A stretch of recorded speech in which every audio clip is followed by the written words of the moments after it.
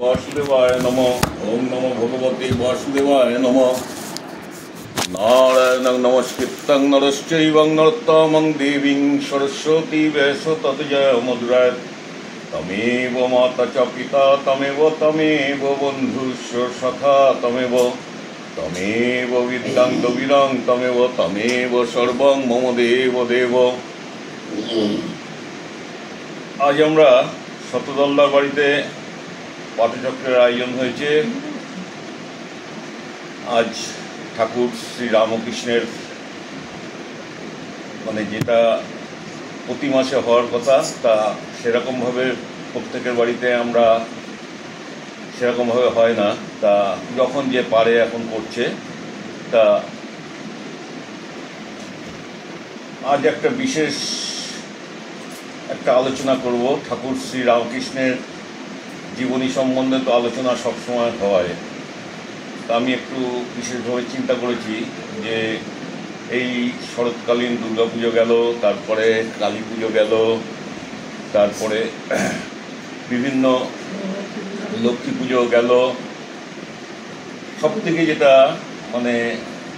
শ্রীকৃষ্ণের রাজযাত্রা সেটা সম্বন্ধে একটু আলোচনা করব আজকে, যেটা আলোচনা আমাদের হয় না পাঠচক্রে, সেই আলোচনাটা একটু করব।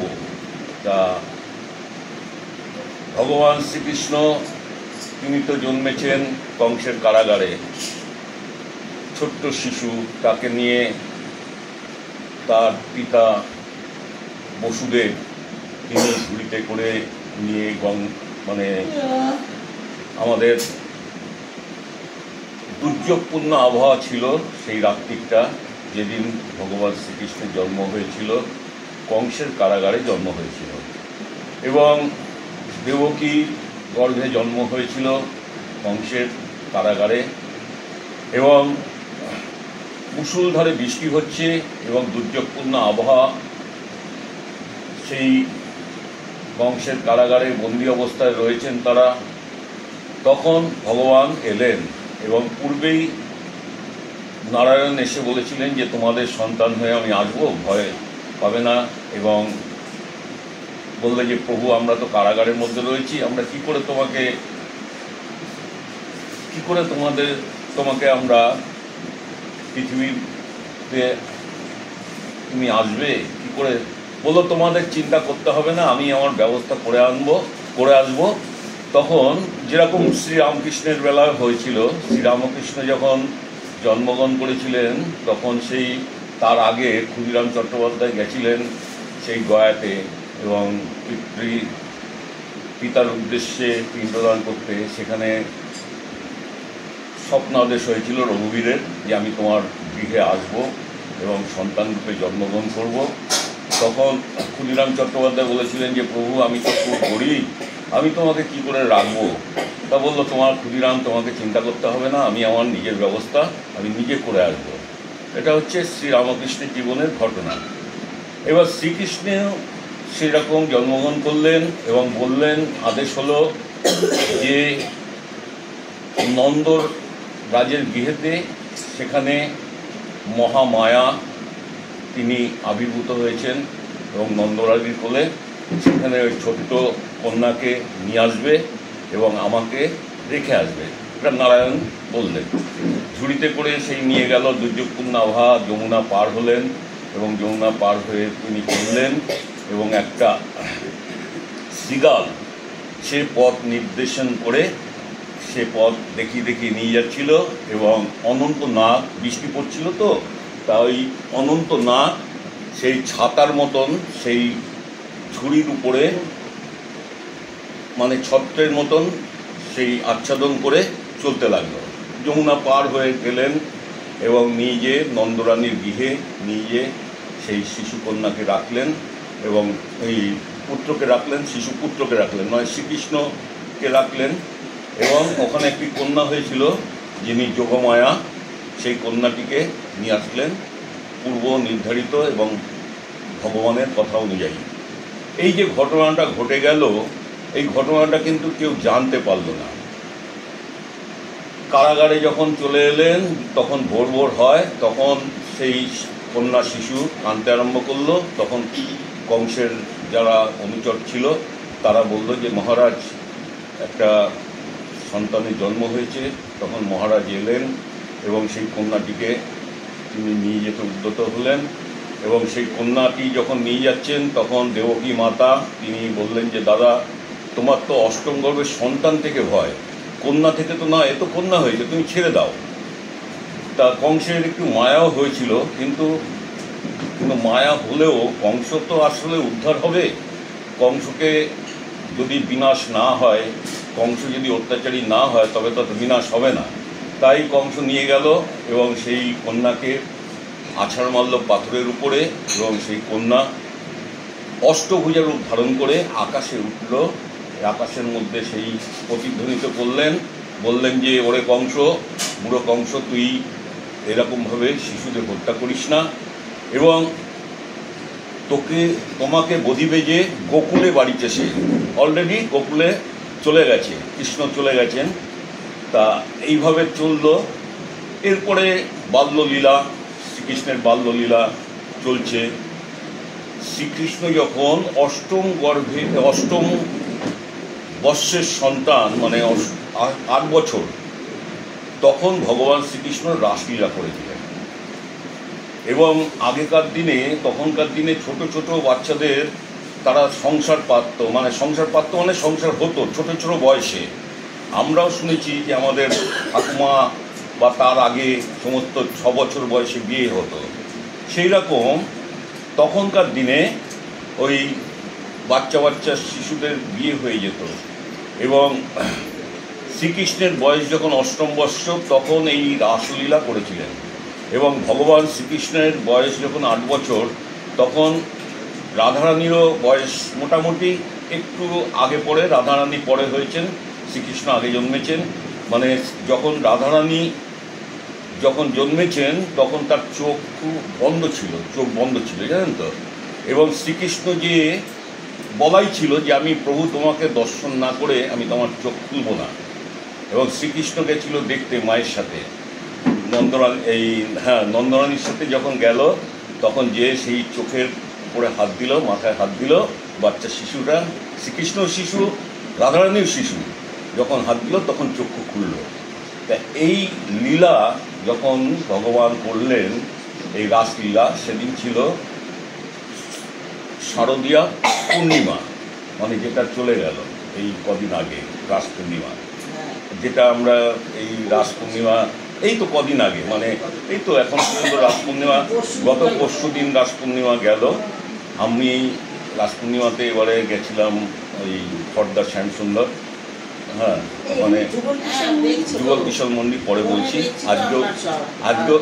আজকেও যুগল কিশোর মন্দিরের ছিল, আপনার মহোৎসব ছিল এই সামনেই, এই যে বলাইবাগ আছে না, বলাইবাগের পেছনটায়, তা ওখানে আজকে মহোৎসব ছিল, আজকে ভোগরাগ ছিল।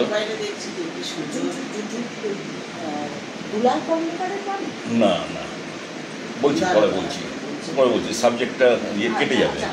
তা এই তারপরে ধরুন ভগবান কথা দিয়েছিলেন, এই যে 16,000 ঋষি ছিলেন সত্য যুগে 16,000 ঋষি ছিলেন, এবং তাদের কাছে কথা দিয়েছিলেন যে ভগবানকে তারা আপন করে চেয়েছিলেন, সেই 16,000 ঋষি। এবং ভগবান তখন কথা দিয়েছিলেন নারায়ণ যে আমি দাপরপুরে যখন শ্রীকৃষ্ণ হয়ে জন্মগ্রহণ করব, তখন আমি তোমাদের মনোবাঞ্ছা পূর্ণ করব।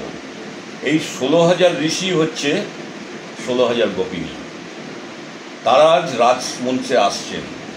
ভগবান শ্রীকৃষ্ণ শারদ পূর্ণিমাতে বাঁশি বাজাচ্ছেন, এবং এই গোপীরা ছুটে ছুটে আসছেন। তারা ছোট ছোট বাচ্চা সমস্ত, তারা যে অবস্থায় ছিল, ভগবানের বাঁশি শুনতে পেয়ে তারা যে অবস্থায় ছিল, সেই অবস্থায় তারা স্ত্রী পুত্র ছেড়ে দিয়ে, এবং তারা এই স্ত্রীরা মানে স্বামীদের ছেড়ে দিয়ে সব আসতে আরম্ভ করলো। তার মানে ভগবান ডাক দিয়েছেন তো, হ্যাঁ, পাগলিনী হয়ে তারা ছুটে আসছেন সেই যমুনা পুলিনে আসছেন।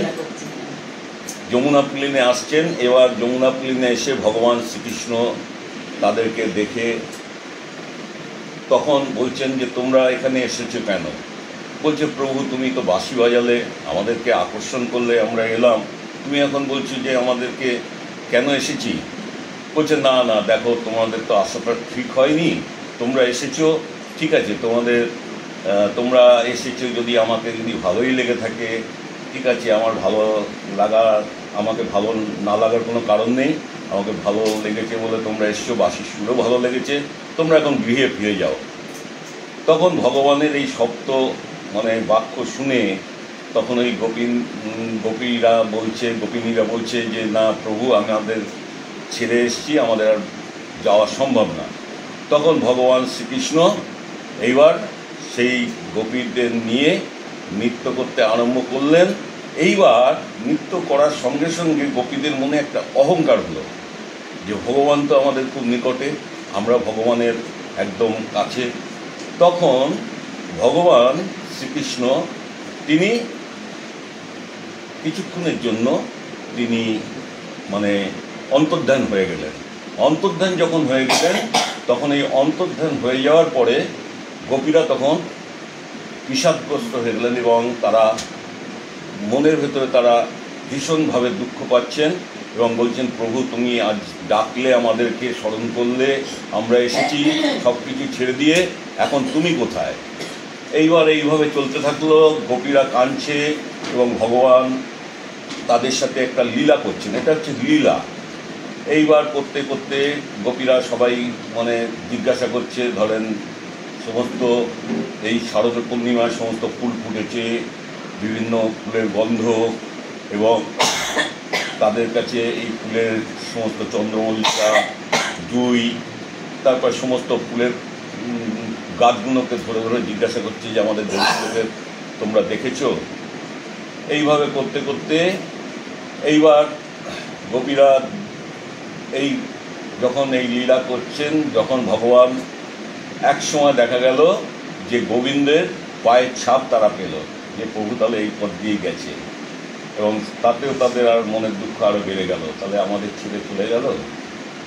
তারপর লাস্টে যে এটা অনেক বড় কাহিনী, তো তা ওই লাস্টে যে প্রভু কৃপা করলেন এবং সেই রাস পূর্ণিমায় সেই আবার গোপীদের সাথে মিলন হলেন, রাধারানী এবং গোবিন্দ মিলন হলেন, এবং এসে সমস্ত গোপীদের মাঝখানে প্রত্যেক গোপী দেখছেন যে একজন করে শ্রীকৃষ্ণ আর একজন করে দুদিকে গোপী, এবং প্রতিটা গোপী এইভাবে রাস, প্রত্যেকের সামনে শ্রীকৃষ্ণ আছেন। যেটা আপনি বলছেন না বৃন্দাবনে গেছিলেন, চাকা তো ঘুরছে, এটা তো আমরা দেখছি, কিন্তু অ্যাকচুয়ালি যখন হয়েছিল তখন তো এই দৃশ্যটা কল্পনা করলে তো চিন্তা করা যায় যে প্রত্যেকটা গোপী রয়েছে মাঝখানে ভগবান শ্রীকৃষ্ণ, প্রত্যেকে দেখছি যে আমার সাথেই শ্রীকৃষ্ণ, তার কারণ তিনি তো জগৎ সংসারে রয়েছেন, আমরা যেটা বলি, আমরা নিজেদেরকে বলি পুরুষ, কিন্তু আমরা কিন্তু পুরুষ না। পুরুষ হচ্ছেন সেই সচ্চিদানন্দ ব্রহ্ম শ্রীকৃষ্ণ, আর সবাই হচ্ছে প্রকৃতি। আমরা কিন্তু পুরুষ না। আমরা নিজেদেরকে বলি আমরা পুরুষ বলে দাবি করি, কিন্তু আমরা পুরুষ না। পুরুষ হচ্ছেন ভগবান শ্রীকৃষ্ণ, সচ্চিদানন্দ ব্রহ্ম, তিনিই হচ্ছেন পুরুষ, আর সব হচ্ছে প্রকৃতি।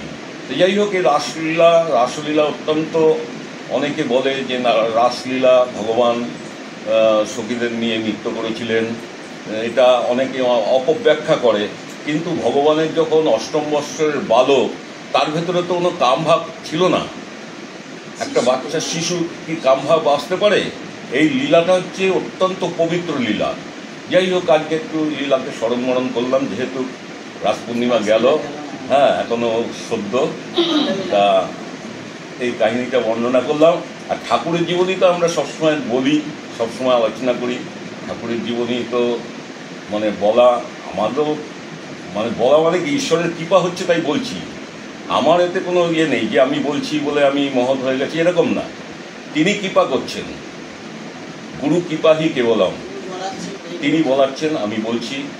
এবং স্বামী রঙ্গনাথনজির একটা কথা বলে আমি শেষ করব, তিনি তার জীবনীতে তিনি বলছেন যে দেখো, এই জিহ্বা হচ্ছে মা সরস্বতীর বাস। তিনি কি করে শিখলেন? তিনি একটা বাজে কথা বলেছিলেন মায়ের সামনে এবং একটা গালাগালি দিয়েছিলেন বোধহয়। তা মা তখন বন্ধুকে গালাগালি দিয়েছিলেন। তখন স্বামী রঙ্গনাথনজির মা বললে, বাবা দেখো, তুমি এই জিহ্বা দিয়ে কোনো বাজে কথা বলবে না, এই জিহ্বা হচ্ছেন মা সরস্বতীর বাস। তাই ওনার জীবনীটা পড়লে পরে জানা যায় উনি আর জীবনে কখনো মুখ দিয়ে আর বাজে কথা বললেননি। তা আমাদেরও সবসময় সতর্ক থাকতে হবে যে আমাদের জীবনে আমরা যেন মানুষকে যেন কোনো কথা না বলি। মানুষের যদি আমার কথায় মানুষের যদি মঙ্গল সাধিত হয় সে কথা বলবো, কিন্তু আমার কথায় যদি মানুষ দুঃখ পায় সেটা আমাদের না বলাই উচিত। যাই হোক, ঠাকুর শ্রী রামকৃষ্ণের চরণে প্রণাম জানিয়ে, মা শারদা এবং স্বামীজির চরণে প্রণাম জানিয়ে আমি আমার এখানে বক্তব্য রাখছি। সকলে ভালো থাকবেন। ওং নমো ভগবতে বাসুদেবায় নমঃ। ওং নমো স্থাপকায় চ ধর্মস্য সর্বধর্মস্বরূপিণে অবতার বরিষ্ঠায় রামকৃষ্ণায় তে নমঃ। জননীং শরদাং দেবী রামকৃষ্ণ জগদ্গুরুম প্রাদপদ্মে প্রেয়সিতা প্রণামি মুহুর্মুহুর। ওং জ্যোতিরাজয় বিবেকানন্দ সুরায় সচিতা শুক্র স্বামীজি তাপহরিণে। হরি ওম তৎসৎ, হরি ওম তৎসৎ, হরি ওম তৎসৎ। শিবেন্দার রাসলীলা রেজ করে আমিও সেই রাধাবন্ধুর একটা গান গাইছি। আমি বলে